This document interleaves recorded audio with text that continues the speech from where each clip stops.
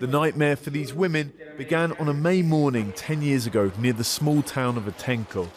A huge police crackdown on a militant protest movement led to officers dragging people onto police buses headed for jail. During a bus ride, which lasted hours, police officers sexually assaulted 26 women, according to Mexico's State Human Rights Commission. Claudia, then a political science student, was among them. You feel so helpless not being able to defend yourself or your friends who are pleading for help because the police are touching them. You keep thinking to yourself, maybe if I hadn't been there, it wouldn't have happened. Claudia could no longer face continuing her studies.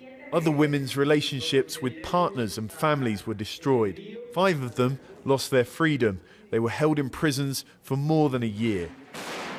Meanwhile, of 48 criminal proceedings launched, not one police officer or official has been successfully convicted. The government told us that's due to the slow pace of the Mexican justice system, but didn't give us an interview.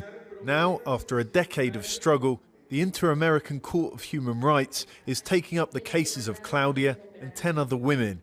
The organisation that's helped them get this far says it's part of a wider problem. Actually, we've documented cases of sexual torture of women at the hands of state police, federal police, the Army, the Navy. That's why this case represents an historic opportunity for the Inter-American Court to order Mexico to adopt certain measures, certain actions designed to prevent the use of sexual torture of women as a state practice.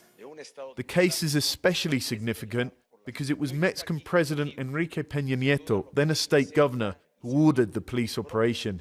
He defended it at the time and has done since. It was an action that I personally take responsibility for, to restore order and peace using the right of the Mexican state to deploy the forces of law and order. And what's more, it was validated by the Supreme Court. The resurgence of the Atenco case has been a reminder of the huge number of other ones in Mexico that are still unresolved, most famously that of 43 students that were taken by police in cahoots with a local gang and still haven't been found. And President Enrique Peña Nieto has been accused by human rights groups in both cases of trying to sweep things under the rug. The Inter-American Court has jurisdiction over Mexico. That hasn't always meant its rulings have been obeyed here. But even getting this far is a victory for these women. John Holman, Al Jazeera, Mexico City.